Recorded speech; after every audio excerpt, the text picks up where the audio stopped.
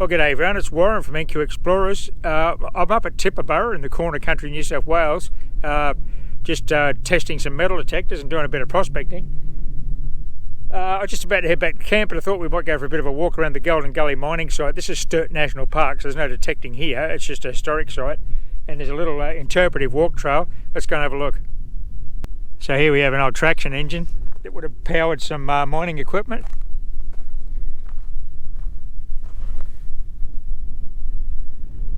Ransom, Sims and Jeffries Limited, number 97. We'll have to look up Ransom, Sims and Jeffries. Of course, unfortunately with these old bits of gear, the brass is never intact. That's the first thing to go, all the gauges and things when people, I mean way back, and this has been here over 100 years, so they're not modern souvenir hunters. There'll be people in the 1920s and 30s after the brass, I suppose. So this is Gully, and there's a bit of a walking interpretive trail, and you can see there's little signs and things around there. So we'll walk up in here and have a look.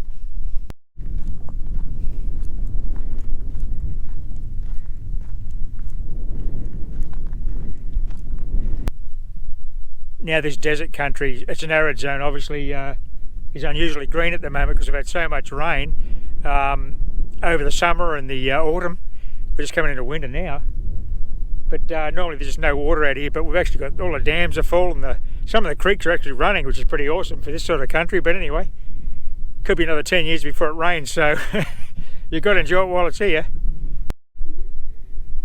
Okay, this device is called a whip, and obviously there was a horse attached to a rope out here somewhere, and it was used, just walked out and it pulled the bucket of ore up out of the shaft.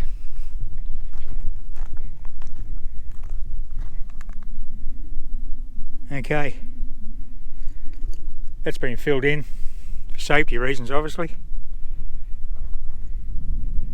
Oh look, there's a bit of a camshaft off a stamper battery down here and a single ore box. Let's go and have a look at that. That looks interesting.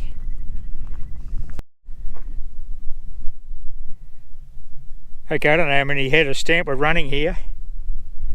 There's the cam with only a single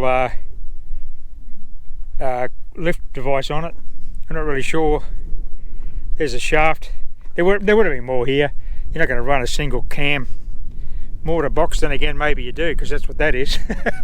Just a single stamper setup. Maybe just a two-man show. But I mean, you know, this is a remote. Like it takes days to drive up here now, and the road is now sealed, but this stuff came up here in the 1890s. Can you imagine how they got it out here? The arduous journey just to get into this country, and in the summer it's just so hot out here with the lack of water. I mean, it's just deadly hot. Incredible what the miners went through in these remote areas of Australia to get the gold.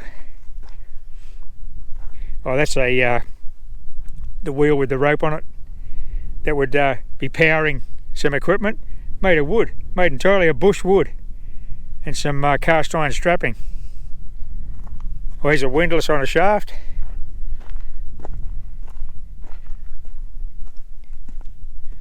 You know, I don't think this is actually authentic. I think it was just set up as an interpretive display, because that's not a mine shaft. Well, it's an artificial mine shaft maybe, or it's been filled in. What else we got over here? I guess it's just a display of mining archaeology, let's call it that, because this stuff was all over this goldfield back in the late 1800s into the early 1900s, and it's typical of what you'd find you know, in colonial goldfields all over Australia. Okay, let's move on to the next item up here. Okay, this is a wash plant. You've got a whim with a bullock or a horse driving that round and round, and then that powers the shaft onto the wheel. And up in here, I guess it's what you call a dry goldfields puddler. When they had water, they were able to wash gold and ore through this mechanism. And you can see the flume coming across here, and then it'll come into this sluice box over here, and the mullock will go into the creek. Yeah, that's the sluice. Like it's just a homemade jobby. They've just drilled the holes in it. I mean, you typically find those screens just laying around in the bush where the local miners have made these things. It's quite a setup. Well, I retract my earlier statement. It's definitely not an interpretive display. That's real. No way the National Park's going to set that sort of thing up. That's quite a creek in there, that Golden Gully. No water in that though at the moment. Okay, this is an example of a miner's shanty. Basically it's just a lean-to and a couple of logs. Some like grass thatch on the roof. Well, it's shelter I suppose. It didn't rain much out here. When it did you could bog a duck. Old mate's shanty's collapsed on him. Not real good. Let's head through here. Look, see there's a little homemade sluice box there. Homemade. Well, that's the only way they could make them at home. Out here. There's his fire pit.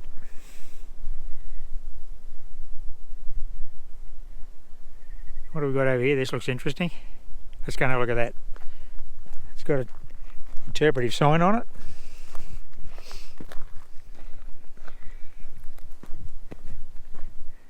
It's falling apart. Oh, it's an old house. It's actually a house. Okay, well that's pretty sophisticated. They've got mortar and local rock. Someone's home. You often see these in the bush, like the little stone walls where they just had calico walls. A short stone wall and the calico roof and sides. That's what a lot of the pubs and licensed establishments in the goldfields, that's all they were. They were just a bit of iron bark and a tent. That was the pub. And there was often lots of them. They seemed to give out a lot of liquor licenses back in those days. Not so much these days.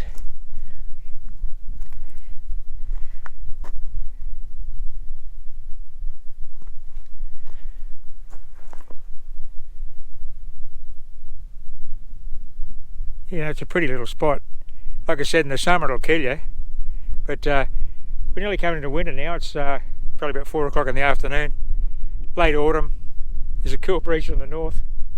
It's supposed to be gale force winds tonight, so old mate Shanty mightn't stand tonight. But it's just a fascinating spot. That men worked and lived and died out here chasing gold.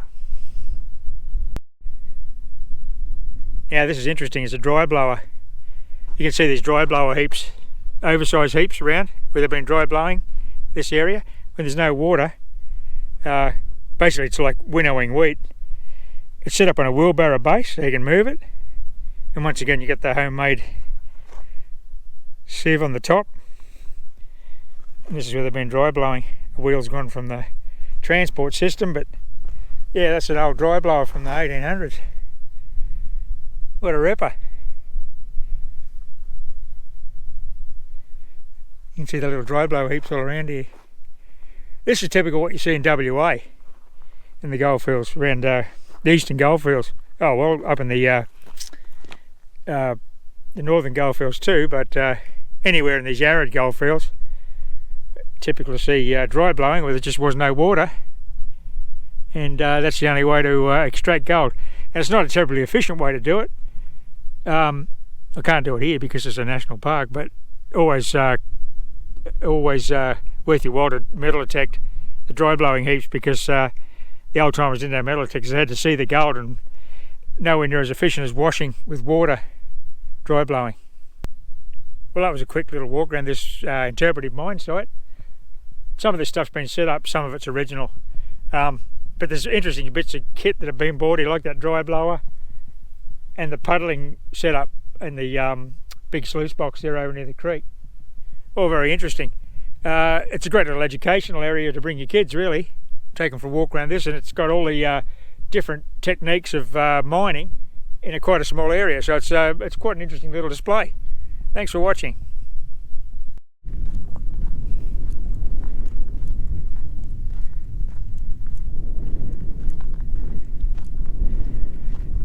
GoPro stop recording.